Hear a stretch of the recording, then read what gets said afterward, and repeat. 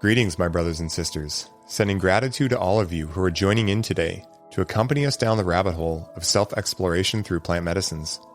My name is Ryan Sprague, and I'm here to tell you that your frequency is now set and tuned to explore psychedelic medicines and the impact they've made among the countless psychonauts exploring the last true frontier. Buy a ticket and take the ride with me as we get true first-hand accounts of the experiences, benefits, risks, and transformations taking place within the ever-expanding world of psychedelic medicines on This One Time on Psychedelics.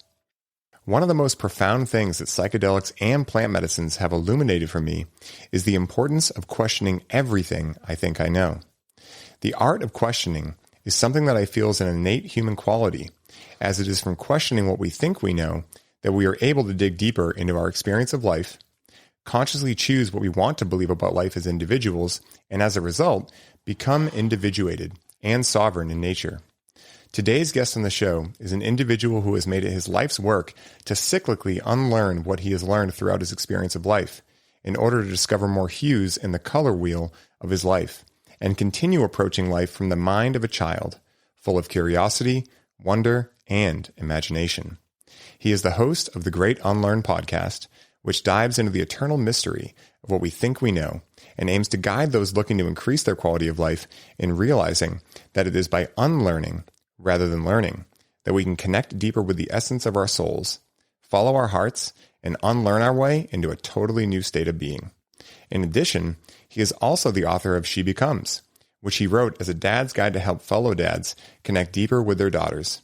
Trust me when I say that this episode is going to dive deep into some very curiosity-provoking subjects and is sure to ignite the fire within each of you question askers to deepen your bond with the unknown and find the liberation within the notion that it is not what we know that matters, but rather how much we can find solace in the eternal mystery of the unknown that will allow us to find peace within our experience of life. So please, give me a big hand in welcoming my man, Callahan, onto the show.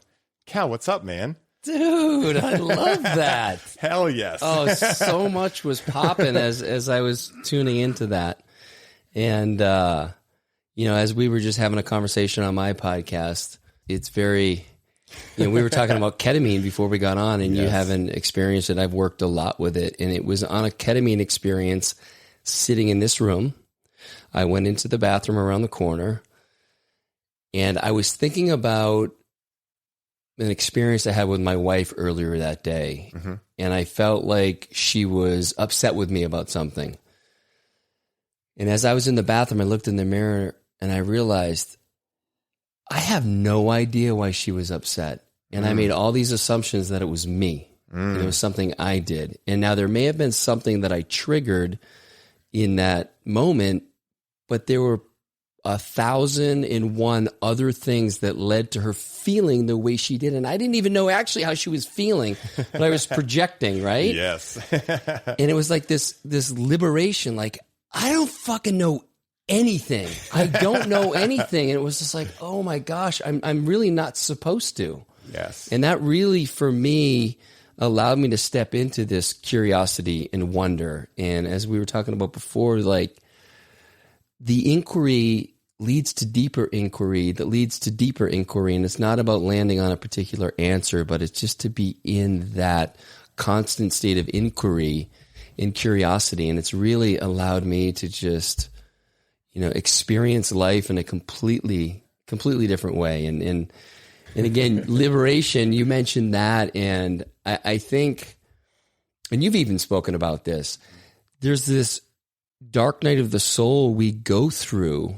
For me, it was as my world was falling apart.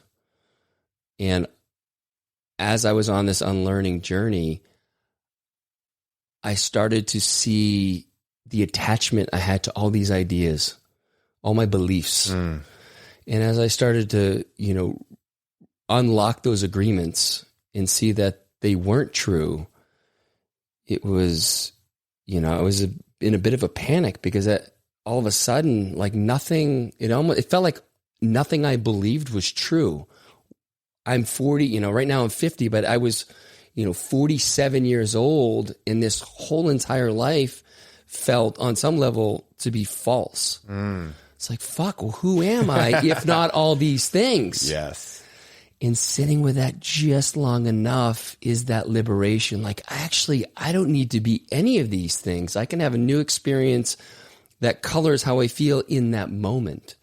And so I love this. Oh, man. It's so funny you mentioned that too, because one of the things that I think about a lot, we talked about in the episode I just did on your show, that, cannabis being imagination medicine. Well, a lot of plant medicines can be imagination medicine. And it's from imagination that we can first imagine a new reality for ourselves. Imagine a reality, like you were just saying, in which you are not based on your belief systems, right? You're not who you are based on your belief systems. And so from there, we can actually go in and evaluate our belief systems and say, okay, are these acting as anchors, like positive things in our life, or are they governors on our engine, right? Preventing us from going wide open throttle and really seeing who we are and what we can become. And it's funny because what I always say is that from imagination, you can access belief systems, and belief systems create your experience of life. Because we know that two people looking at the same rainy day could be having a totally different experience. So we know that objective reality is actually a myth, right? There's no objectiveness to life really at all, other than I am, really, right? Which is the universal truth. But other than that, when we really dive into it, at a certain point, what I came to in my life, and I imagine what you were coming to at that point too, was realizing, like, at that point, I had thought that I was exactly who I was. I was, a psychology student, right? I was into cannabis. I was these things. But what am I when I'm not any of those things? And it's such a fascinating question.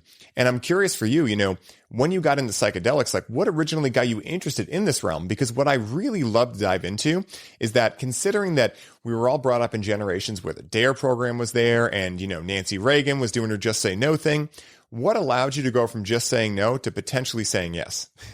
Well, I didn't say no necessarily for a lot of things. As you know, I'm very much an experimenter, and as you would say, a button pusher. Yeah. And so I had experience with cannabis. Probably the first time I did it was in college, maybe 22 years old, so a bit late for some people.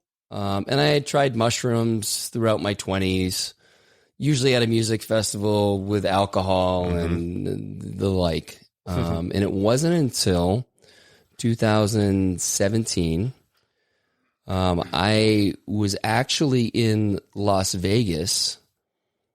It was October 1st at the Jason Aldean concert and the Route 91 Fest, the mass shooting. Oh, wow. Yeah.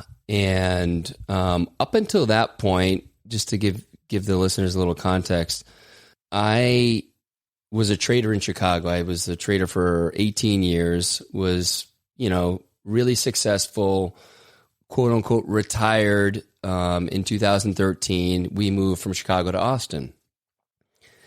From 2013 to 2017, I was exploring some different things and some different ways to kind of decide what my next path was going to be. I got into coaching and was super into that.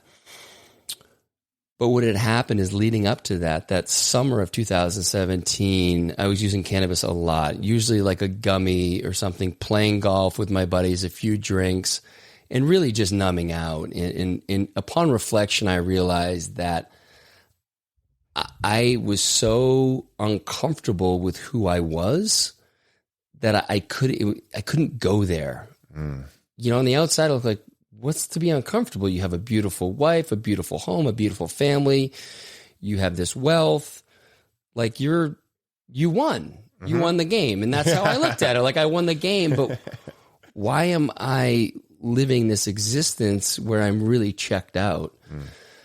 And again, like, the more I've done this work, I understood that I had no tools to really explore who I was and why I'm here. Because I had this thought, throughout my life, like, I don't know why I'm here. And I never really went into that question because, again, I didn't have the tools. So I just kept doing what I've done, keep performing, right? I keep checking those boxes. But in that experience of being at the mass shooting, here I am hiding behind tour buses with a friend of mine who was at the show with me. Just had this sense that, like, fuck, like, I this may be it. There's nothing I can do if there's one shooter, if there's 50, I don't know if it's a terrorist attack.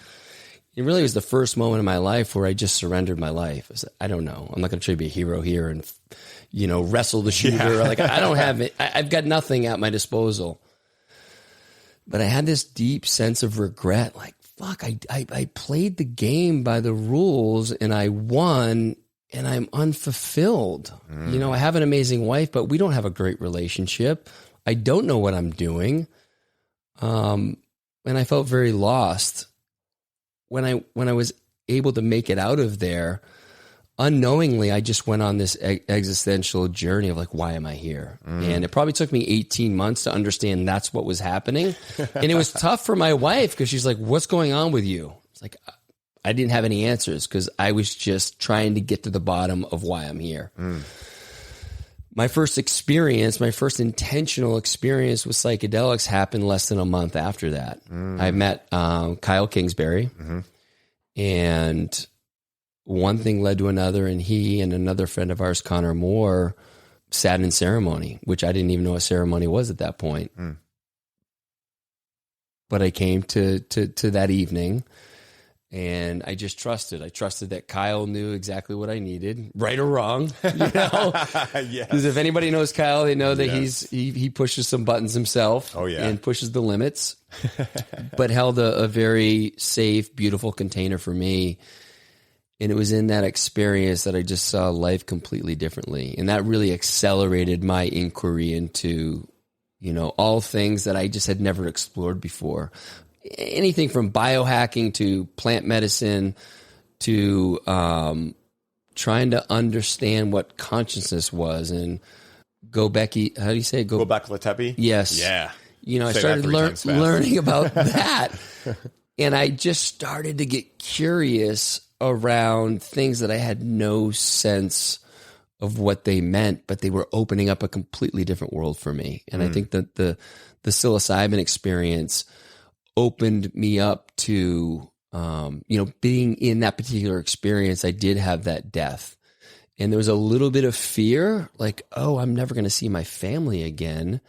And that made me really sad, but I felt very held, and I felt like I was ready. I was ready to move on to the next realm, even though I had never considered it in my life. But as you know, the plants can really support that when done properly.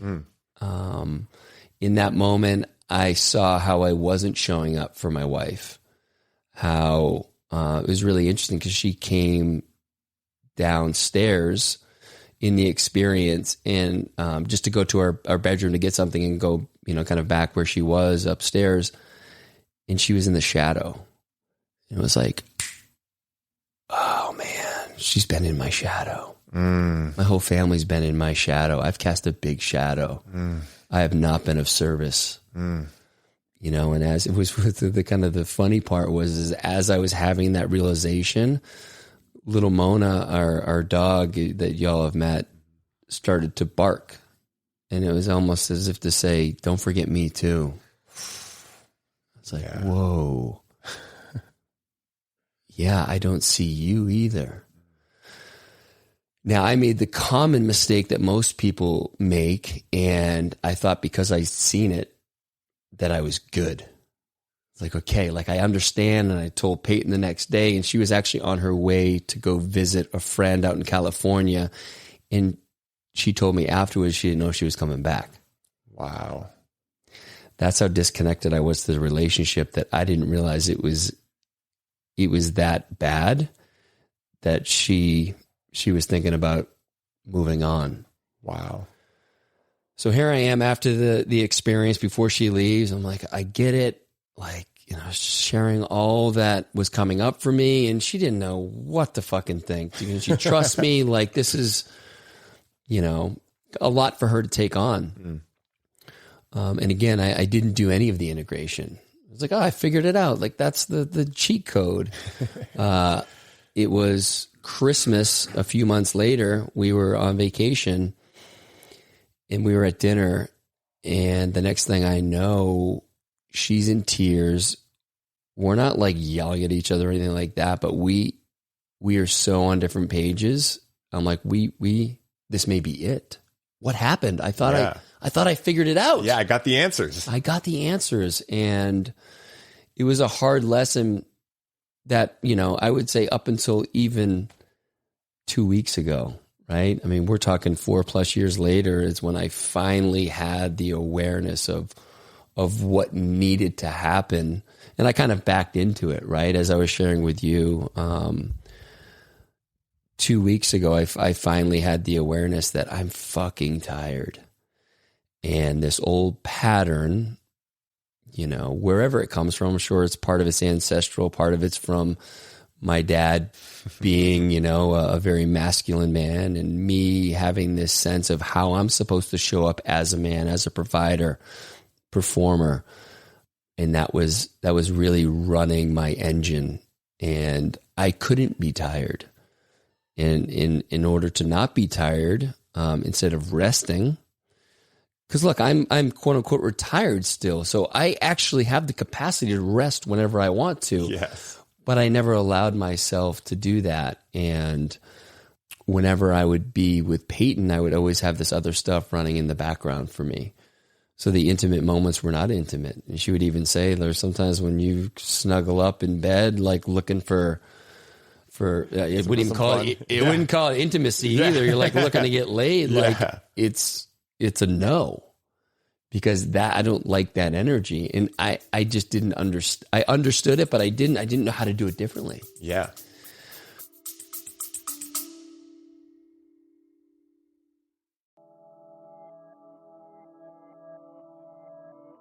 Hey, everybody. I hope you're enjoying the show. I wanted to take a quick moment to let you all know that the doors are officially open for the Conscious Cannabis Collective.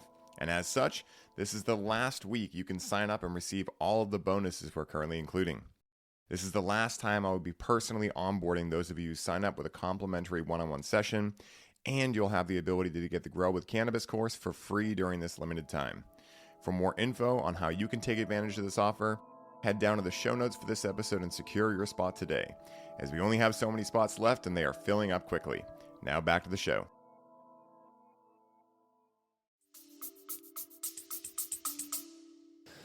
So I started to rest, and I stopped using all the different substances, whether it was tobacco, whether it was, kava kratom, this meditation mist that has a little hape in it.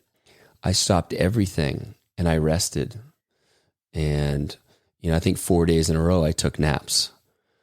And what happened was I gave space for myself, and that gave space for the relationship. And because of that, and I was sharing this, apologize if you heard this on my podcast with Ryan earlier, but for those of you who haven't, I started, when I'd wake up in the morning, there was no rush to get out of bed and get going on the day. I would snuggle with Peyton, and it always felt like I'm just not a snuggler. And I would lay with her for 15, 20 minutes, whatever it was. And then ultimately, very organically, we would be intimate and have just a beautiful experience together. And it was beautiful, and it was intense. Which I didn't know those two things could coexist in that in that space. And it was a bit of a mind fucked, because I'm like, this is the most incredible thing, and I don't feel like like I'm just trying to get off. Yeah. And then like energetically, some things just released. And I got to tell you, man, over the last 2 weeks, I've been married 22 years. I don't feel like we've ever been more intimate. I've never been as excited in this way. Like when we were first together, sure, there was a different type of excitement. Mm-hmm. I can't wait to get home to see her. I can't wait to be with her. And it's been years since I've authentically felt that. Yeah. And we've been working at it. We've really, individually, and we're working with a facilitator. And I just didn't know if it was ever going to happen. We were going to give it a shot for sure. And we've given it a few shots, but just that simple act of allowing myself the space to not do anything, to rest, and to start to feel those things when I'm tired. When I'm tired, take care of that. Go sleep. If I'm bored, be bored. Yeah. Don't go do something to get your mind off it, whether it's the tobacco or whatever else it was. And so today I sit here and I marvel at this simple thing, which I knew, like, you know, I have a really one of my closest friends, Boyd Vardy. He's a absolute wizard. Do you know who Boyd is? No, I don't think I've heard of him. He's from South Africa. Oh my God. Yes, I do know who he is. Yes, right? I know Boyd. Lion Tracker. Yes, I heard him on Aubrey. Yes, yes. So Boyd's the man. Boyd, for those who don't know, and I highly recommend you get his book, The Lion Tracker's Guide to Life. I think I've given out 200 copies at this point. Oh my goodness. It is essential. Heard it's amazing. It's simple, essential, it's deep, it's profound. It's so beautifully written. But Boyd is like kind of my personal shaman, I would say. You know, he's a medicine man. He's a life coach. Unfortunately, he's one of my best friends, so I don't have to pay for any of it. Yes, winning. You know, and he spends a lot of time here in Austin now. But Boyd's like, he goes, bro, you got to get your chi up. You know, you run really hot and you just need to rest.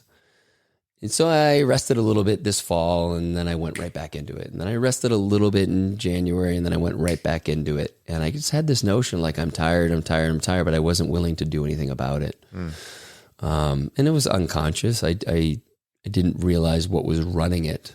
And it's funny, I've been working with another coach, and we came up with a name for that archetype for me, and his name is Brutus. And he's just like, yes, we're fucking big and, you know, like 250 pounds of muscle, and we just fucking go. We just get shit done. Like, people are counting on us. We've got to show up.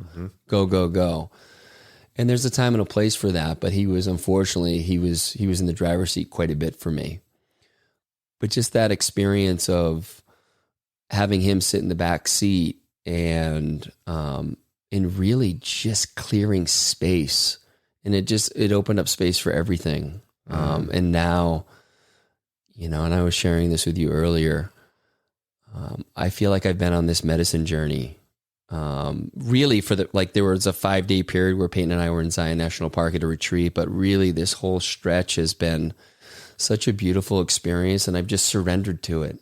And when when Brutus wants to show up and say, hey, we got to do something, it's like, thanks, but no, not right now. Now's not the time. And I've had that discernment that, you know, I don't know. It's certainly changed my life. Yeah. And I'm just in this kind of state of bliss, and stuff just rolls off me now. It's not that I don't attend to it, but whether it's my kids having an issue, or I can hold space for them in a much better way than I was able to before. You know, and I love that, because that is a trait of the divine masculine. And we hear these like divine feminine, divine masculine thrown around a lot. They're kind of cliche, but when you really look into them, the divine masculine is able to hold space. Why? Because he has space available. And what I say to all my clients is that it's much easier to add things in than subtract, right? And surrendering is the process of subtracting from the equation of yourself.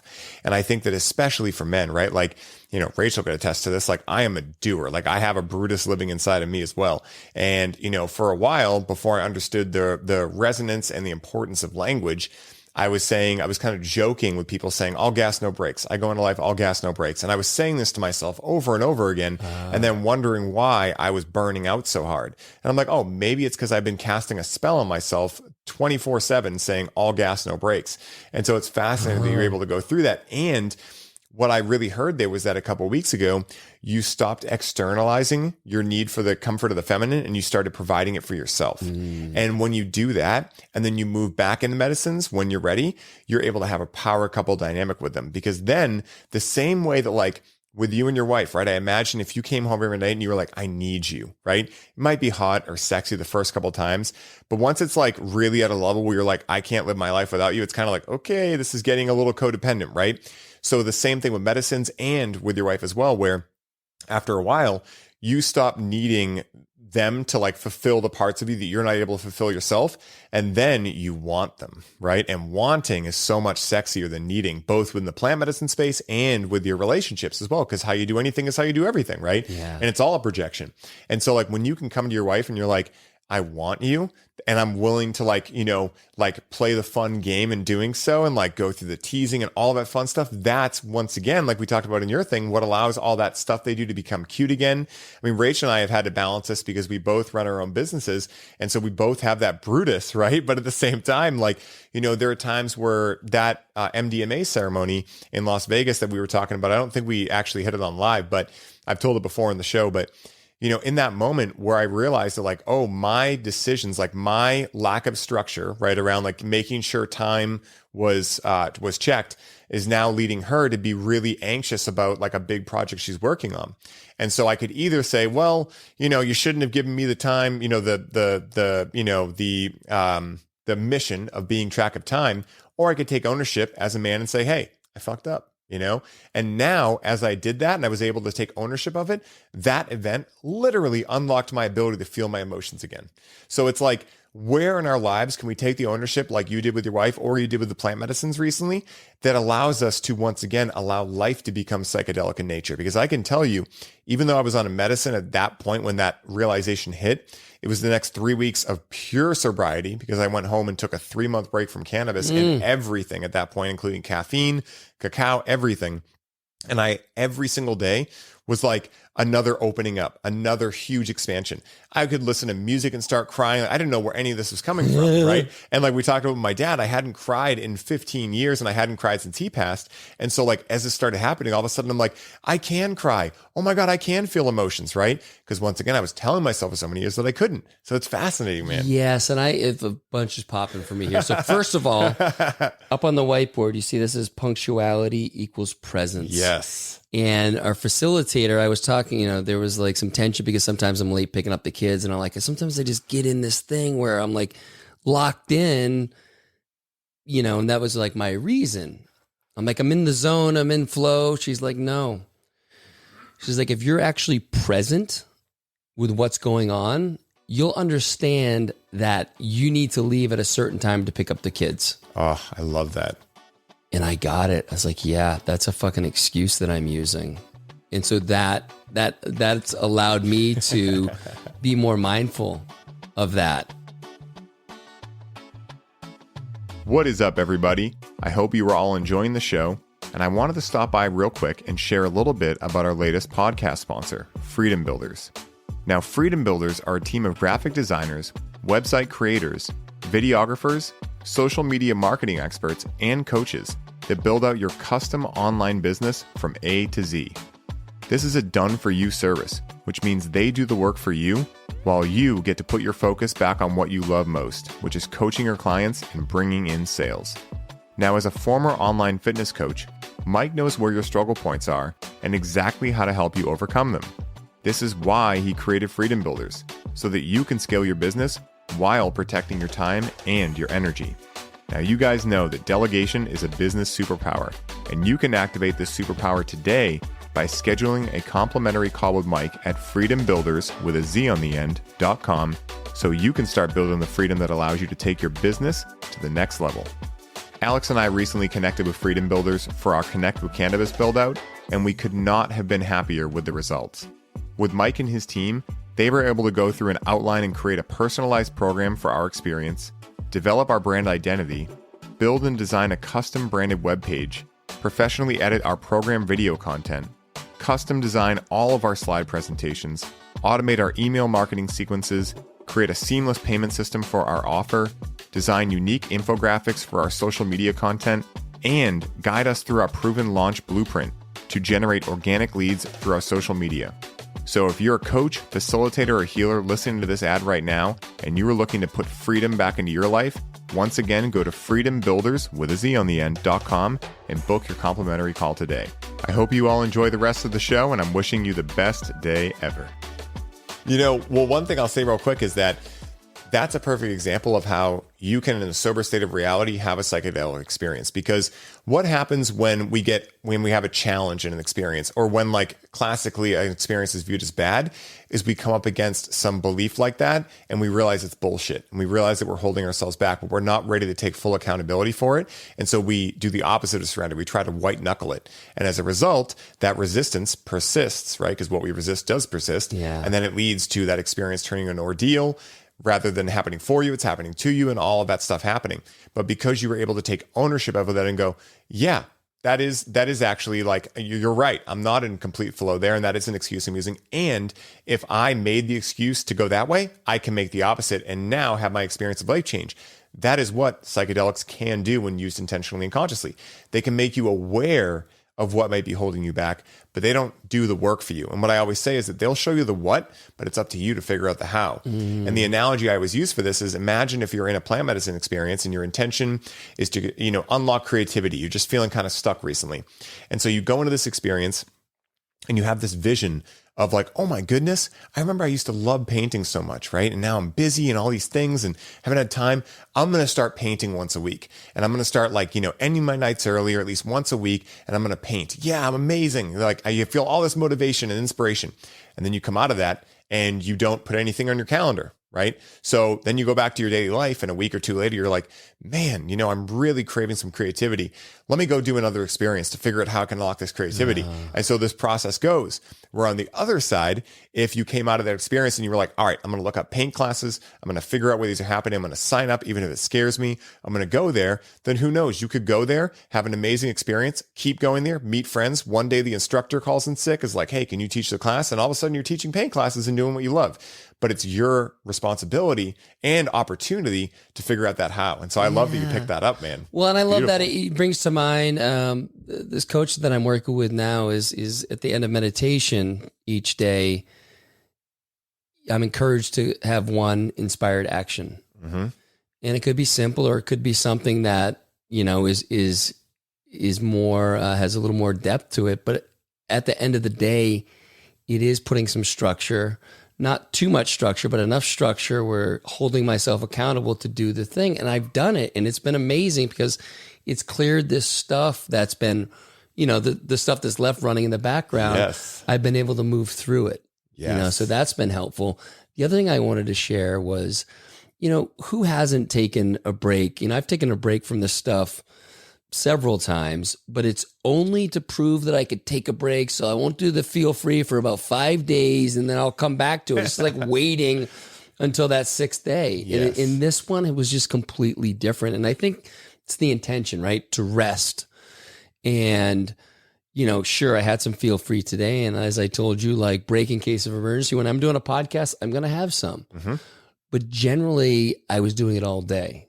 And it was running on a different story. And so for me, I haven't had the volcano for 2 weeks. We were thinking about doing it today. And I'm like, I'm just not called to it. Yeah. And that feels really good. Yes, that's a power couple dynamic. And that's what I talk about all the time. Like I'm the same way. Like I have my buttons I hit for podcasting. I have certain things that I do every morning that aren't psychedelic in nature or anything substance wise, like meditating or whatever, and those things. And I know what I need to do to perform at my ultimate level, the level that I want to, not because I am classically the performer or anything like that. Like we were talking about, because I've fallen into that before as well, but because I know what allows me to access certain parts of me that allow me to really bring out this connection to flow and things like that. And so like before I came here, for instance, right, I'm doing Tai Chi, I'm doing breath work, I'm meditating, and then I'm taking Kratom as a little extra to be like, okay, I'm looking for some curiosity here. I'm looking to really get into imagination, but I've done my work prior, right? Like I'm not just expecting it to solve all my problems for me because I've been there.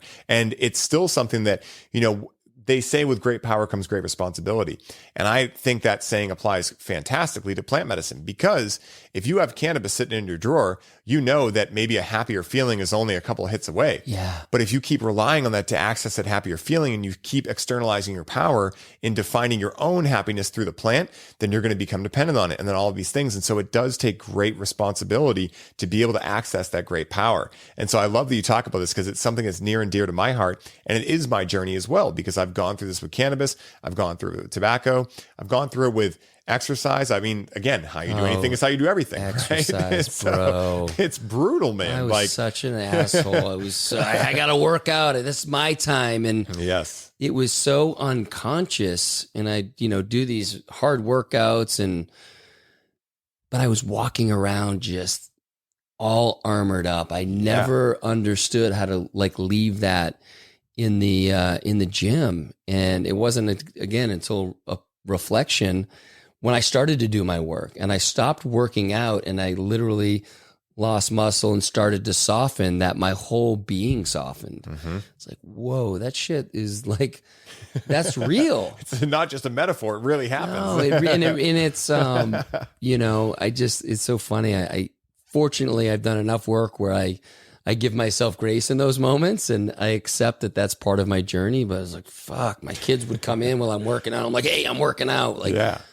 I would never do that today. I'd be so stoked that they're in there. Yeah. It was just so like attached to this avatar of who I was. And this is who I am. I work out really hard and I'm really fit for, my age. And meanwhile, I'm just, like a complete prick at times. And it's like, what is the story behind why we're doing these things, right? When it comes to medicines, when we're coming to all these things, because I've done it from the point of view when speaking to medicines and exercise too, that like what the real unconscious belief was when I really did some investigating was like, I am not enough. So therefore, if I'm not enough, if the glass isn't full, then I must need to pour more water in it, essentially include something from my external environment to therefore feel enough. But the thing is that the second your cup gets full, the second that workout's done, the second you're done with that plant medicine experience, you're like, I feel amazing, the cup starts draining again. And if you don't know how to fill it yourself, well, then you're just on this like hamster wheel of needing something else, the next kick, the next this. And I think it's one of the biggest challenges in today's society with the go, go, go mentality is that, yes, like that is an amazing archetype to be able to enter, but not to live in, right? You want to be a visitor there, not a prisoner, Yeah, I like that. Yes. It's like, there's a big difference there, and it's the same with plant medicines. Like, one of the challenges I see in this space is that, and I think we mentioned this on your show a little bit, that when anything is demonized for so long and then rises in popularity so quick, it starts being a trendy thing to do. And a lot of people, that I've spoken with are almost like, it was funny because when I used to go to electronic music shows, and for anyone listening to this that does know electronic music, this artist I'm about to mention has some weird allegations. So this is before that happened. But like with Bass Nectar, right? You would go to shows and it was like, well, I've been to 62 Bass Nectar shows. I've been to 74. I saw him here, right? So it was like this constant, like, pissing contest, right? And I kind of see that happening with plant medicines where it's like, I've done ayahuasca 35 times, Dude. I've done 5-MeO 8 times. And I'm just like, guys, like, I don't know what you're looking for here. Like, there's nothing cool about doing these medicines. It's just something that if you are called to it, you do it. It's one river that can lead, like it's one river out of the many rivers that can lead to that same sea. And so it's very interesting that I see this happening, right? Because I'm like, oh, I know it's a slippery slope because I've gone through it, right? So like, I know what that feels like, but at the same time, it's so slippery when it comes to psychedelics because unlike exercise, for instance, where, you can definitely screw yourself up, but you can go through, rehab and kind of get yourself better. What happens if you fracture your psyche? Like, who knows if you're ever going to really come back? Good shaman for that rehab. Exactly. You need to know Mr. Paul Check or someone like that to get you back, Well, and I love that you bring up exercise because people would look at me, I think, and I'm making an assumption here, but I think it's pretty safe. Like, wow, he really takes care of himself, and just praise me for that because it's not alcohol. Yes. If I had that kind of intention with alcohol, they'd say I was a fucking loser. Yep. And I was having a similar experience, with all the work that I was doing and stuff that I was creating and investing in and supporting, and people were like, wow, you really can get shit done. And so like not understanding how to take that praise and not understanding that it was not ruining, but it was having a real negative effect on the rest of my life. I just didn't have that awareness. And so these things that aren't traditionally looked at negatively, again, like booze or it could be drugs, but we can trick ourselves into thinking that we're being the best version of ourselves. Meanwhile, I was so disconnected to who I was. And I'm doing all this work. I have this podcast and I'm thinking like I'm just dialed in. And in some areas, maybe I am. But the meta view was, no, dude, like you are far from connection. And I wasn't willing, I don't know if willing is the right word, but I wasn't able to feel, I wasn't able to give myself enough space to feel whatever it was that was asking to be felt. Yes. And this is exactly what I went through with cannabis, right? Especially when my father passed. Because up until that point, I had little things going on. My mom was diagnosed with cancer, but luckily moved through it. So like when my father got diagnosed and it was like terminal, right? Like at that point, I started bottling emotions down, bottling. Now, it wasn't conscious. I wasn't like, you know what I think I'll do today? I think I'll bottle all my emotions up. That sounds fun. It just started happening. And I didn't have the guidance at that point to understand, like, oh, I wonder what the correlation is between me going through way more cannabis and my dad being sick. Like, I didn't realize these correlations until later on. But what I realized was that essentially I had this duality based from the mind on what emotions were desirable and which ones are undesirable. So I know how I want to feel. I also know how I don't want to feel. So it put this duality into it, when in reality, like we were saying with Joseph Campbell, bliss is any emotion felt all the way through. But first you have to believe that to be able to experience it. Because if you don't believe it, then yeah, you're not going to experience it because you create your reality. And so when I started realizing, like, oh, if all the emotions that are like possible to feel are a big color wheel, like a big rainbow, I'm only experiencing like the blues and the greens. That's it. And so like, no matter how great that blue or green is, how great are they going to be if I don't understand how a red feels or an orange or a yellow, right? Like what really allows us to feel happy is to realize how good sadness feels sometimes, right? Like how blissful it can be to cry, right? That's what allows us to feel happiness more. You're only able to feel any one emotion as well as you're able to feel the rest of them. And so I think that's one of the things that you're speaking to so beautifully that I've gone through too, which is like we unconsciously get this duality based on society or whatever. They're like, hey, we know how we want to feel. Let's have some beers or let's have some, cannabis or mushrooms or whatever. And then we're going to feel amazing. Well, what happens on the other side when you have those things and you don't feel amazing? What happens when the things that you were depending on to feel good stop working? That's what I went through. And I imagine that's what you started having too, right? Where you're like, I have all the buttons, I have all the things I should need, but nothing's working, right? Yeah. That's when you start to get a little frantic in my experience. And that's when you did the exact thing that I've done. I won't say the right thing, but the thing that worked for me too, which was a taking away, a subtraction. Because then what you realize is the body is able to find homeostasis again, right? Where you're like, oh, you mean eating well and all these things are great, but the body's got its own innate intelligence, right? And I don't really have to work to get it. And it's this ability to receive. And I think that's when you talked about praise, I heard this statement that praise and I think they use the word blame. Praise and blame are both forms of manipulation. If you don't know how to, if you're not centered in yourself, because if someone's like, wow, you're so amazing at getting stuff done. And you're like, thank you, but I'm also really good at relaxing and I'm making sure I'm getting just the right amount of stuff done. And if you're like, that means that to be a good person, I need to get more stuff done. So I'm going to go farther into this. Then you start getting into a really challenged place. It's fascinating. Yes. No, and I love that. And that was part of my story. And along with that was, you probably got a sense a pretty joyful energy and, same. That's why we get along so well. The flip side of that is when I'm not, in alignment with where I need to be, I feel like I need to be like that all the time. So I'm not allowed to come into a room and be lower energy if I'm tired. I have to show up in that way. That's what people are expecting of me. And it's completely a projection that I was probably a large part of what was happening for me over the last, 4 or 5 months, is just thinking I've got to show up to these different things in a particular way when I just needed to rest. And that was the other archetype within me is, and I named him Lumpy. He was just fucking tired and all that. And he was shunned by Brutus because that's not cool. And I started to embrace that side of me and really understand that he needs love and he needs care and he needs to not be tired anymore. And so what can I do with that? And so on some level, for people, it may sound selfish or whatever their kind of understanding of it is, but ultimately we need to take care of ourselves. And I think I've done a pretty poor job of that over time.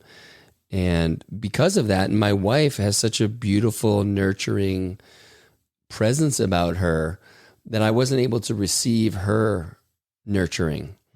And as I started to give it to myself, now I can actually embrace it when she does it for me and really feel into that, because that's what I want. Yes. Just didn't know how to access that. Yeah, Angelo, told me something beautiful once. I think it was actually during this one time on Psychedelics podcast, where he goes, my wife helped me find my heart, and I made sure to do the work so that she didn't have to continue teaching me how to do that, right? And I think that's such a powerful thing because, I say this a lot with cannabis specifically, like to the degree that you're relying on cannabis and that feminine energy, especially for men, like look at what other women in your life you might be projecting onto, or like you're relying on to like feel good and all of these things. And it's really interesting because as we start to unravel these layers, in my experience, what happens is exactly what happened with you. Like all of a sudden, things just start working again because we're doing less. We're taking more off our plate. We're able to be more rather than do more. And at the end of the day, we are human beings, not human doings, you know? And I think it's like, it's everywhere. The signs are everywhere and our language everywhere. But yet, like, it really takes that direct experience to have it. And I think that's why, once again, like we were talking about in your episode, this intellect thing is really challenging because people get so stuck into like, I need to know more, right? Like I have a problem, I must do something to figure it out. When in reality, it's a lot of just like what you were doing. I just need to relax. And when I go to bed, I'll be able to like actually process and assimilate and be able to wake up feeling like I have more space. And then with that space, I can hold space for my wife, for my children, for my friends. And I'm able to actually laugh and be like, yeah, you know what? Maybe my alarm went off, but I'm going to cuddle in bed for another 30 minutes because I have space to do so. So those thoughts that come in that go, no, you need to do things, you have space from them. Like literally, it's like, it's pretty quantifiable in how I've experienced it. Where like, if those thoughts, if you're upregulated, then those thoughts are all you can hear, right? They're like the teenager that's like screaming in your ear. But if you have space from them, you hear the yells, but you also have your grandmother whispering to you, right? And so the grandma's telling you, just relax, right? And so like, you might hear that voice and you're like, all right, yeah, at noon, we'll go for it. You know, Brutus, we'll go for it. All right, I'll give you your time. Yeah. But right now, I'm here. And I'm going to be here now. Yeah. So perfect. And I love that too. And I think it's important to recognize, and we've talked about it a little bit, but really like that Brutus is really important, but it's, as you said, I forget exactly how you said it. It's the, how did you say it? Was it the passenger driver's seat? That was what you were saying. Oh, it was so good. The human doing, not human being? No. Or the teenager and grandmother. Was it that one? No, it was way back. Anyway, but basically like he's your partner. He's not the one who's running the show. Yes. And, you know, that was my existence was really some version of Brutus, you know, and I need to be able to access him at certain times. But when I really tune into it, it's rarely do I actually need that. And it's in short bursts, right? Maybe it's 20 minutes, but I was having days of that. And again, people would marvel. Look at like, fuck, man, look at what you've got going on. And I would have these guys over on I have these guys in the group over on Wednesdays. And I noticed the last several Wednesdays that I was, you know, we'd be sitting in here and I was on my computer a lot, like just had some work stuff I had to do while we were hanging. And, you know, as I had this shift, I was like, oh my gosh, like, why is my computer open on Wednesday? You know, I was not at all here with them. And it's just, you know, it's so easy for this stuff to become unconscious. And, you know, again, as we were talking about before, I know there's going to come a time when it reappears. It's just to have the awareness that it's there and it's probably an indication that I'm tired. I mean, for me, I feel like that is kind of my, that's like the default for me when it's not, and that's run by, again, having to perform, having to be that guy, that avatar, be up, hold the energy, and it's fucking exhausting. Well, man, you know, it's so funny. And I think what you might have been referencing was the colors of the rainbow. I don't know if it was that, but yeah, like that Brutus was the only thing that you were experiencing, right? When in reality, like, I agree with you. Like, it's great to have those parts of you. And I name them too. Like, I'll name all these different parts of my inner critic, my ego, whatever. Because again, like, there's a certain point where, like, say if I'm working out and I'm a little extra tired, like, okay, you go kick in a little bit and like strive for a couple extra reps, but also have the balance of like, if my muscles are tight, like that's not a day I'm going to strive for extra reps, right? Like have that ability to be essentially at the seat of, the head of the table rather than at a seat at the table. And there's a big difference there. Like Brutus is a seat at the table, but if you end up making Brutus become the head of the table, then it's like, it's crazy, right? It's just like, it's nuts because then he starts barking orders to everyone else and all the other voices get forgotten about. And so it's fascinating because I've had that same experience where I started realizing like, wait, that eternal question of who am I? Well, I am the one witnessing all of the stuff happening. And so if I am that's the actual head of the table. And so now make sure they're able to have this dinner party where I go, okay, I hear Brutus, I hear Lumpy, I hear all these different individuals, right, that are saying like, we want to go harder, we want to relax, like all these things. And then I, as the awareness, can tap into my feeling and go, okay, which voice is the most conducive and effective for how I'm feeling right now? And go, okay, you get to speak your mind right now. And so that balance is so powerful. And that for me is why I take breaks every single week from cannabis, and most other plant medicines I'm only doing once or twice a year. But with cannabis, that's like my normal thing. It's my main medicine. So on the weekends, I know for me, relaxation is my main thing too. And so on the weekends, when I interact with cannabis, I know relaxation is going to be no problem. It's almost an objective look at what relaxation is. I can relax. I could literally work until 11 at night and interact with cannabis and be perfectly relaxed, right? Just to put it as an analogy. And so what I use is like, okay, I tune into that experience on the weekend. I go, okay, that's what relaxation feels like. I got the reminder. Now let me go into my week without any cannabis to throw chum in the water, because now I'm going to start to see like, okay, what's preventing me from being able to access the feeling I felt on the weekend?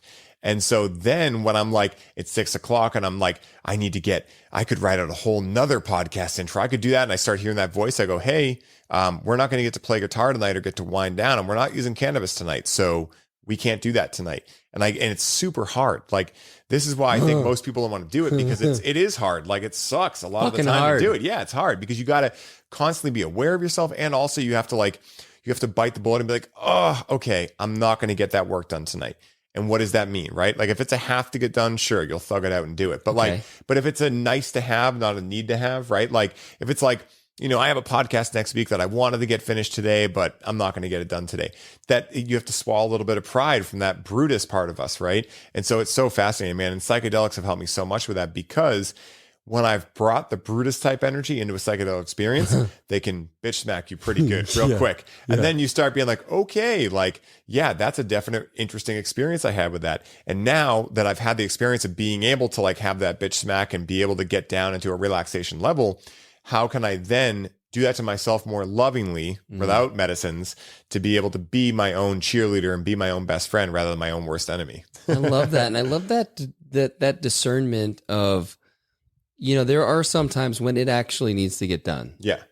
But I've found, when I think back, oftentimes it's a very small percentage of things that need to get done in this moment, this afternoon or whatever. And generally in the past, I've been able to convince myself that I'm on a roll. Like, let's just keep going. I'll take a little more feel free. And I've got another couple hours of just cranking shit out. There's no end to the stuff that we can get done. Yes. And it's just like having the ability and the courage to say no, because it's really easy to convince ourselves.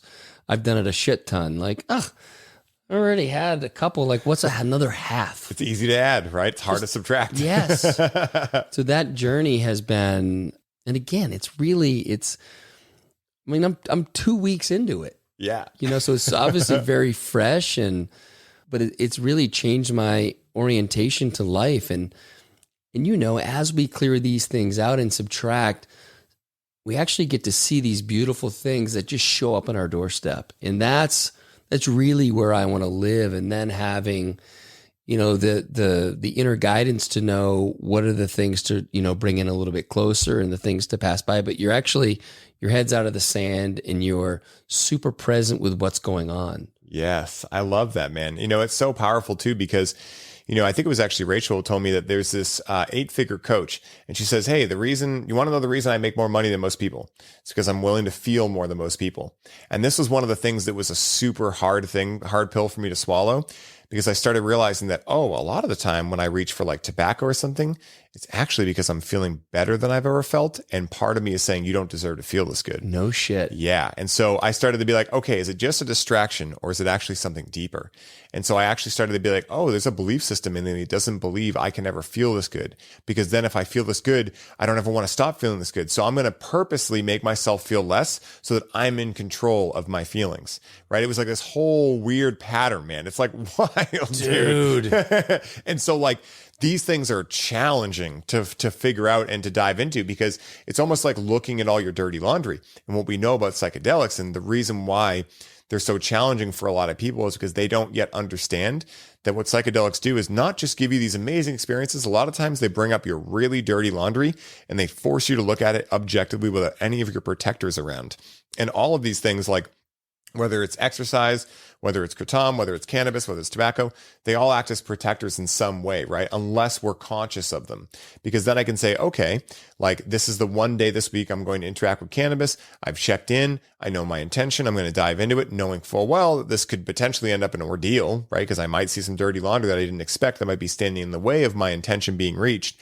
But at the same time, being able to look at your dirty laundry in a sober state is the most challenging thing, yet it's also I really feel the most important thing, to be able to live your life as the magic you feel in a psychedelic experience without having the medicines needed, you know? And it's so interesting to be able to access that, because as I have, it hasn't gotten any easier, right? Because again, it's levels, right? So I'm like, oh, I figured it out. And then I'm like, this one feels totally new again, right? Yeah. And so it's a cyclical process, but at the same time, I don't go searching for it anymore, because like we talked about, I think on your show also, there's this mentality of the archetype of like, I'm always healing, I'm in the work, I'm doing the work, right? Fuck. And that's the same thing as the medicines, right? Because it's the same, like I'm doing ayahuasca for a 20th time this year because I need to heal. And it's like, listen, whatever you look for, you're going to find evidence for, right? And so if you believe you have more healing to do, you're going to find evidence for that. If you believe you have no more healing to do, you might find evidence for that. Doesn't mean that either one is true or false. It just means that that's where you're putting your attention, and where attention goes, energy flows. And so what I always ask myself is there any healing that is conducive for me at this time in my life? If not, I'm going to go play in the sandbox and have fun, right? And the sandbox being the metaphor for life. Just like a child does. A child doesn't worry about if it's going to cry in 3 hours. It's going to enjoy its time in the sandbox. And then if the crying happens, he's going to go through that and then go back to the sandbox or whatever else he's doing. So I try in the best way possible to imitate that, because I think, you know, you being a father, you know this, like we think as society that we teach children. Yeah, we do, right? We teach them things, but they teach us a lot too. They help us remember. We teach them, they help us remember. I think that's the way I'm going to view that. Yeah, no, I mean, God, being a parent that's been a complete medicine journey, and not the whole time, mind you. It's really been the last 4 years as I've kind of woken up. I started to really understand what they mean when they say that children are our teachers. And on some level, it's a bit humbling, because you come from this idea that the parents know everything. But again, there's liberation in it. It's like, oh, actually, in my opinion, to be a great parent is to pay attention to what this child needs. What can I do? How can I support them on their journey? And what is it about them that's triggering something in me? And again, it's not them, it's me. And so just to be able to, yeah, and it was actually on cannabis when I had that awareness, as it turns out, that we were in the kitchen and I saw all three of them and I just understood, oh, wow, these are three individual beings. This is their individual journey. They just happen to live with us, and we're here to be an example and model behavior. But ultimately, they're going to make decisions, and so I want to create enough space for them to do that in a safe way, and not try to bust them drinking or smoking pot or whatever, but also let them know that I'm not going to let them fall on their face. Mm-hmm. Like I'm there to like give them some boundaries around that stuff, but not be so oppressive with it, which is what I grew up with. And I think a lot of people do. Well intended. You want to keep your kids safe, but it ends up, it's counterintuitive to what actually happens. And so that experience has been, and I continue to learn. And just, you've met my boys. I don't know if you met my daughter earlier, but man, they're a trip. And just through their own experiences, just having to, probably the biggest thing I've learned is there's nothing for me to fix. I have to allow them to go through their own healing. It doesn't mean I don't love them and show them support and let them know that I'm here, but I also can't project shit on them. This is their experience. And if they need something, sometimes they need to ask for it. And it's a real kind of skill for them to develop, and in just giving them that space, I think has allowed them to start to be their own advocates. Absolutely. And, I forget where I figured this out or heard it. I don't know if I made it up. I'm probably not the first person to say it, but what I really see relationships as is a relational ship that you all get on, whoever you're friends with in life, your family, etc., in order to project onto one another with the intention of healing one another. But what happens is they fall into the victim of like, this person's doing this to me. But as you start to wake up to this and you start to go, okay, let me try this on and see my own little science experiment and see if this works. Then when like someone triggers you, right? And instead of getting mad at them, you're like, oh, thank you for showing me a little weakness in some of my armor, or showing me where I had too much armor on and I wasn't allowing myself to feel the empathy or feel compassion or any of these things. And when you can see that, you see everything is happening for you. And I love that about relationships. And that's one of the best things about being in relationships, whether it's romantic, whether it's platonic, whether it's with kids. I mean, everything is an opportunity to learn.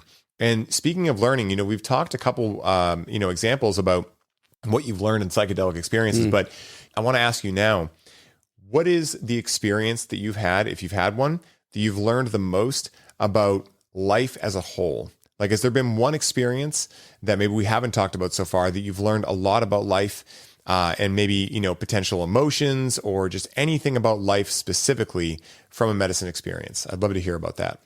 Yeah, I would say, it's happened several times on ketamine, I would say. And it's the first time it happened, I got into the space and I had this understanding and awareness that the complexity of the universe and our existence is so far beyond anything I could even begin to understand.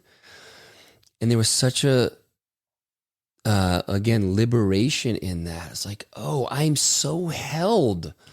Like, I can make decisions. Sure, I have free will, if you believe that or not, but there's fucking nothing I can do about so much of this. There was no reason to be afraid of death. Like, what am I going to do? And it also allowed me to really feel this sense of us being eternal beings. And again, it was, that's what I've loved about my experience with ketamine. It's just a feeling, it's a knowing. And sometimes it's hard to put into words, but I've generally left these spaces with this sense of, an expansiveness, because there's just, you've talked about it, that we see 4% of our reality.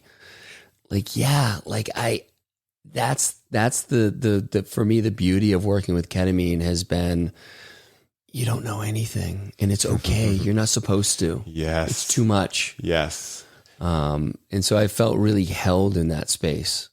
I love that, man, because that's like when I read Ram Dass's book, which I believe is called Be Here Now. But when I read that, the first time I read it, probably like 8 years ago. And so a lot of it went over my head. I'm like, oh, this is esoteric. It's a lot of like riddles and things like that.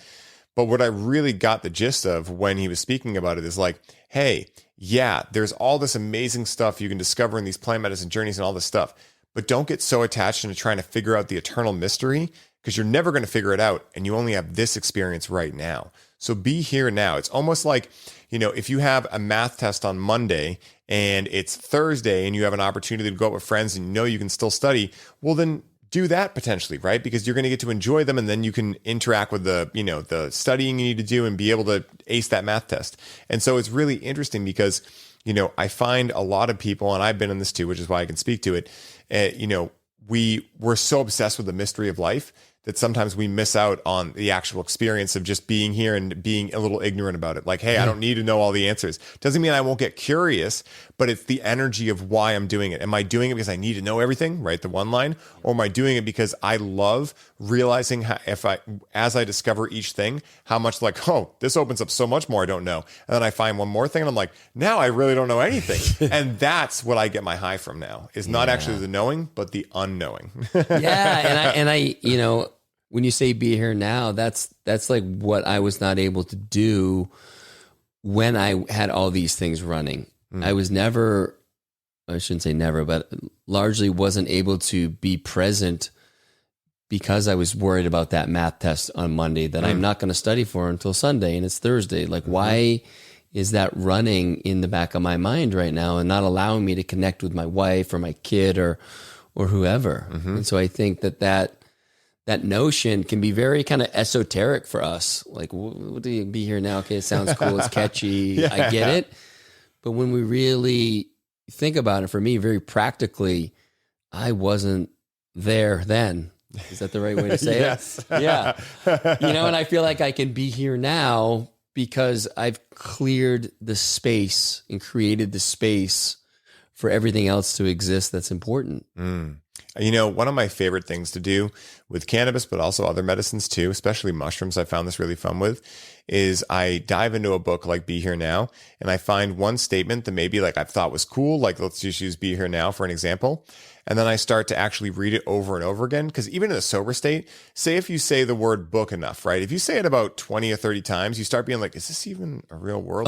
Dude. Is this how you spell it, right? Yeah. Like it's a trippy experience, right? Yes. Like it's like crazy, You man. just like lose your mind. Like, it's a simple word. Is that how you spell it? Yeah. Is that like, a word? Have What I are even ever fucking seen that letters? before? Like, like it's so weird, man. Like, like I think I had this happen with this recently, right? Like I kept saying this and then I was like, wow, that's really weird. Like, is there supposed to be a H in there? Like, how do I know that the is even like a TH? I'm like, I learned that. I started getting into some crazy spirals, right? And I'm like, okay, I'm going to put an end to this. I don't know where this is going, but it's interesting because like, then I'll try putting different inflections on it. So instead of be here now, it's be here now, right? Or be here now. And so as you start doing that, you start really diving in and being like, whoa, like, what do I know about this one statement? And I think that like, as I've experienced, as I can take being someone who's so obsessed with learning new things, what if I just take the things I've already, dove into and look at them with a new set of eyes by maybe saying them or staring at the words long enough or, getting into a beginner's mindset, maybe with cannabis and getting into it. And like the first time I've ever done it, it's so fascinating. And that's where I'm like, wow. Okay, so now what I've loved getting into recently is like Atlantis, Lemuria, the Mu, Lost Civilizations.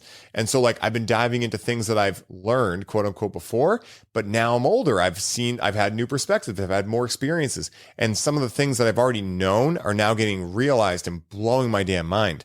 And so it's really interesting with the idea of like sobriety, for instance, right? Like you would experience sobriety, I imagine, many times throughout your life. But this time when you're experiencing it, it's like, oh my God, this is wild because you've done other stuff. It's now able to allow you to see that totally differently. Totally. It's so fascinating, man. This is like one of the rabbit holes I love diving down more than anything because it's an eternal mystery. It's just the deeper you go, the more you find. Yeah. And it was So like the cool. sobriety. It is. It was like this whole, like just trying to get to the end of when I didn't have to be sober anymore. And it was almost like an act of resilience. Yeah, exactly. It's a test rather than an actual experience. Yeah. Yeah. And yeah, you're right. Now there's a completely different intention behind it. And again, like I'm sure some cool things happened before when I had that kind of sober experience, but now it's like life changing. Yes. And it feels like this one kind of sticks. Yeah. Again, not to say that I'm not going to do this stuff, but there's a different sense with this one that it was like this aha moment, like, oh, fuck.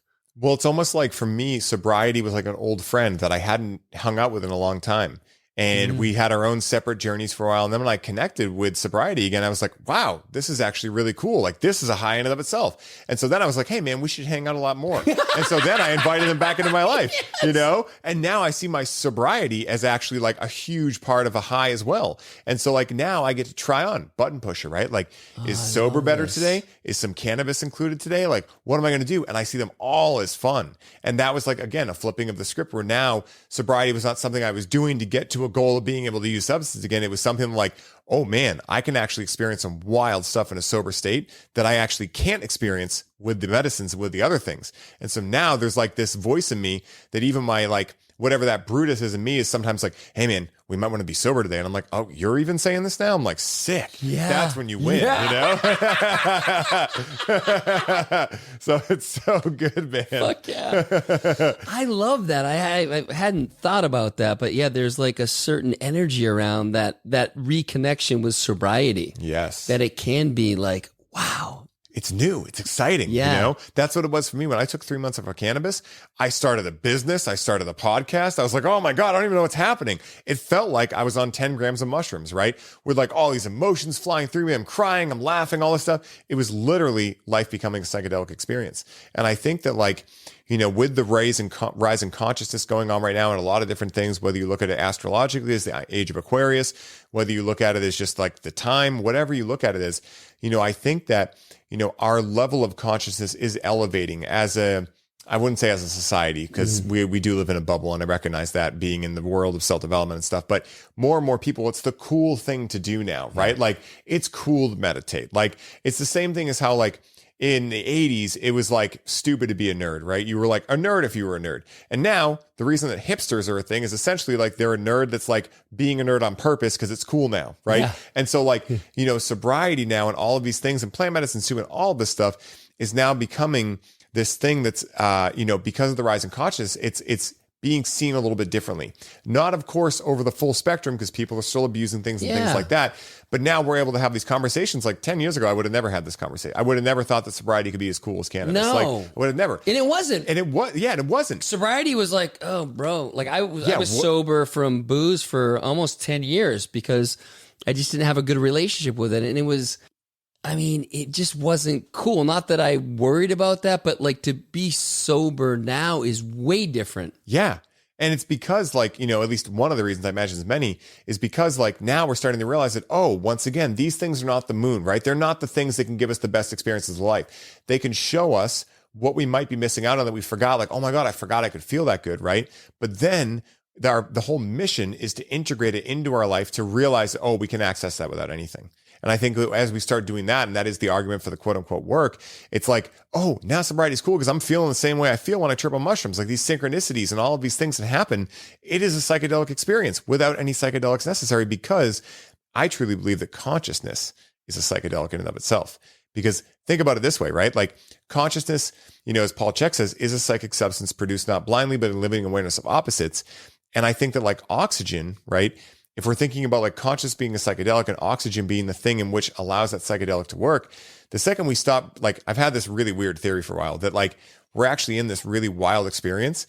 And like as soon as we stop breathing the oxygen, we leave this experience, right? Like we die. Oh, sure. But at the same time, how do we know that like this experience isn't a big psychedelic experience that we're consciously and consensually getting into by breathing oxygen and having consciousness? So I don't even know where that rabbit hole goes, but that's what I've gone down recently. I'm surprised you haven't done ketamine because that feels like a very ketamine-like rabbit hole. Realization. Yeah, I feel like I've had something similar to that. Like, yeah, actually almost articulated the same way. It's, I think you're going to like it. Oh, I'm so excited, man. Yes. You know, it's so funny. Sometimes I get to these levels where like, again, I'm like, I don't need to even figure that out. That's not a rabbit hole I need to even go farther down because what is the point of it? Like be here now. Like I don't need to figure out if oxygen's the thing that's creating this experience and it's psychedelic. It's fun to think about. Yeah. But if I got stuck into like, I need to know, then I wouldn't be able to be liberated by it, you know? But knowing like, that's a possibility, but I'll never know, right? In this life, I don't care to know, then I'm liberated from it. And I think that's so important to realize is that you're going to have these wild experiences when you interact with plant medicines, but allow them to be like this fun thing. Don't allow them to become like, no, I need to know. Because at that point, you might never know. And if you don't, you're going to miss out on all the other stuff that you could experience by being so focused on that one thing. Yeah, you know? I love that. And by the way, I'll be frank with you.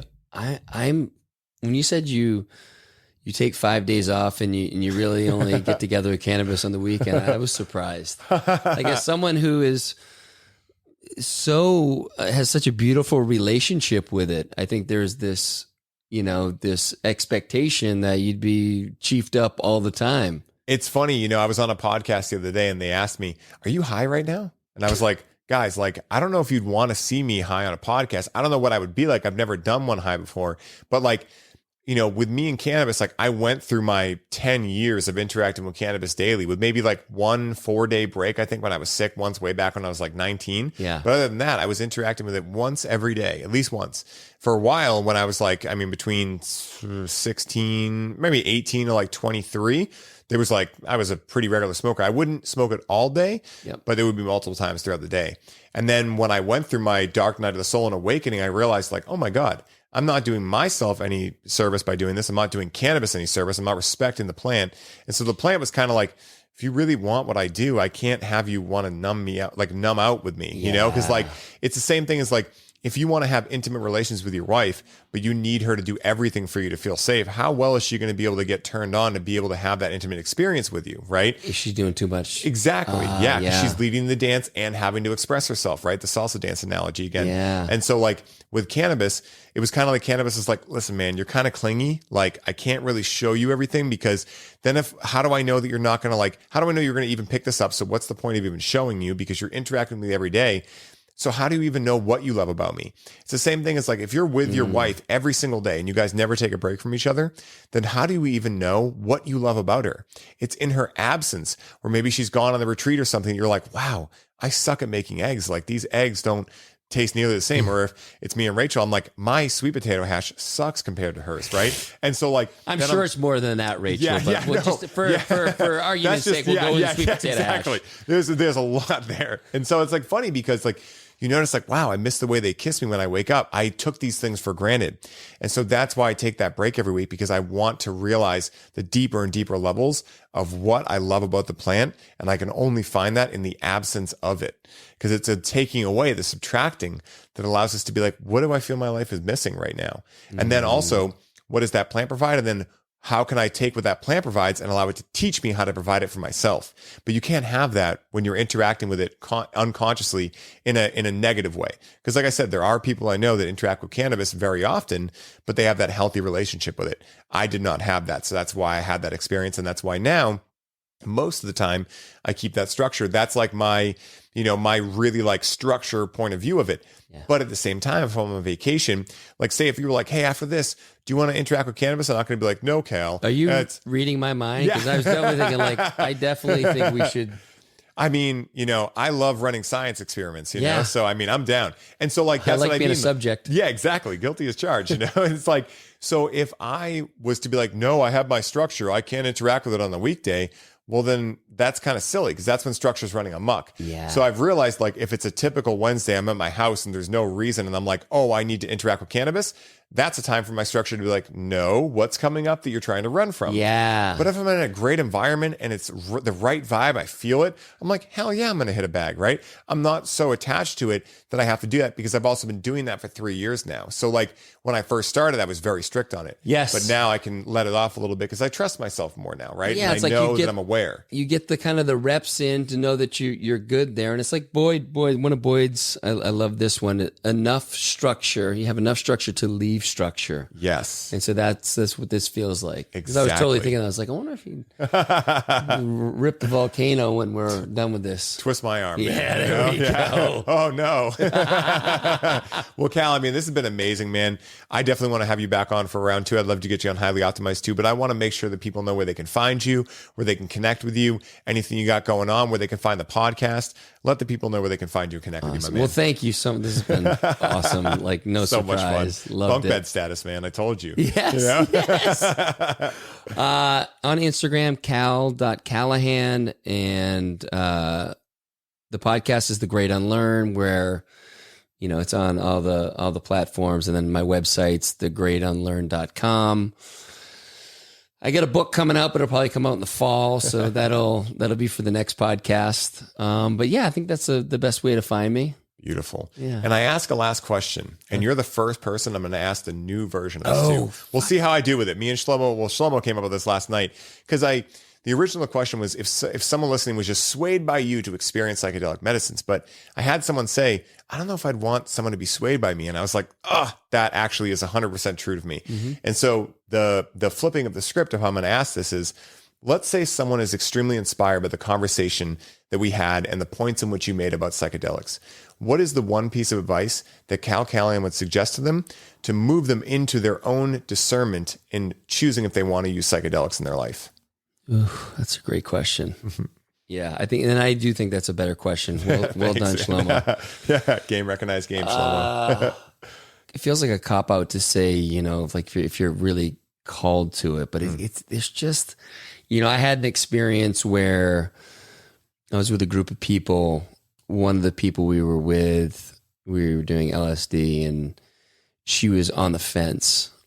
And, I kind of looked around, probably not dissimilar to when you were at the EDC. Mm-hmm. Is that what it's called? Yes. Yeah, EDC. And you're like, if we're going to do it, now's the time. My thought was, well, these are all your best friends. If there's ever a time to do it, it's now. But what I realized when it was a super challenging experience for the five of us, and it was super hard on me because I saw her having a hard time, and it made it worse for me because I felt like I was the one who encouraged it. But do not do it unless you are 100% sure in your heart, gut, whatever your kind of polygraph system is. Like, just get out of your head and feel into it. If there's any hesitation, it's a no. It's an absolute no. And that goes for anything. Like, even we've got the Mito Zen meditation mist here. I've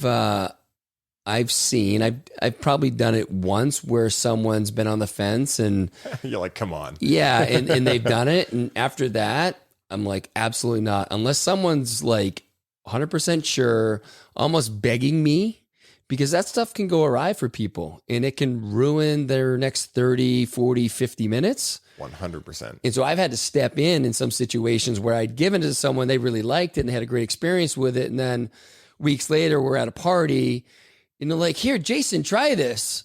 And he's like, and I was like, no, you're not fucking trying it. Like, no. Yeah. She's like, no, he can. I'm like, no, it's just it's an absolute non-starter. So, like, don't take that. I mean, you talked about it earlier, but do not take that lightly. That's what it's all about, because you are going to be nervous. I'm nervous every time I step into that space. So that's normal. But I've already made the commitment that I'm called into it. And sure, there have been times when I haven't necessarily been called, but I've gone for other reasons. Mm-hmm. And there's learning in that as well. There's learning in all of it. But I think for people to really step into that space, I think with the most integrity is to make sure you're doing it for you, and whatever those reasons are for, whether it's your healing or your curiosity. And then aside from that, just really, do your research on what set and setting means, because that's what, it's really so important. And so for people who don't know, the set is the mindset, and that's what I'm talking about here. Are you called to this? Are you ready for this as much as you can be ready without ever having done it? And then the setting, who are you with? What's the space? Are you familiar with it? Who's guiding the ceremony? And those things are just not to be taken lightly. So really spend some time meditating on it, taking a walk, whatever that means for you to tune into your inner knowing. That's just, I can't emphasize that enough. I love that, man. And it's exactly what I say. You have to be ready to potentially experience anything. Cause if you're like, well, I would experience it, but it's going to be challenging, right there, it tells you you're not ready for this. Right. Yeah. But great. if you're like, I'm ready for anything, I really feel called to this, and I understand some challenging things might come up, and I'm setting the right intention, and I'm, asking for support. I have support handy. That might be a good sign that maybe, again, I'll always say maybes because I don't know, but maybe you might be in a good place for it, So I love that piece of advice. It's really sound. And you said it earlier, are you willing to surrender? Because the fear is going to be there, the anxiety, because you don't know what's on the other side of it. And so going in with the intention of surrendering to whatever the medicine is there to teach you is so crucial. I love that, man. Spoken like a true wizard. Okay, guys. The first time I heard the name of Cal's podcast alone, I knew I wanted to dive in with him on the show. I am totally obsessed with how much I can unlearn and access the mind of the child in life. And considering psychedelics and plant medicines have been invaluable in me embarking upon that journey, I knew that having Cal on to share his experiences and discuss what those experiences have opened up for him in his life was a no-brainer. For anyone looking to connect with Cal, find his podcast, and stay up to date on all of the amazing projects he is a part of, make sure to check out the show notes, where I will be listing everywhere you can find him to connect with him. Trust me when I say that although Cal has done a lot in his life, he is only getting started. And for all of you question askers out there, I highly recommend subscribing to Cal's podcast, as each episode is an incredible deep dive into the minds and hearts of some of the world's leading change makers, into the value and peace they have found in unlearning and questioning everything they think they know about life.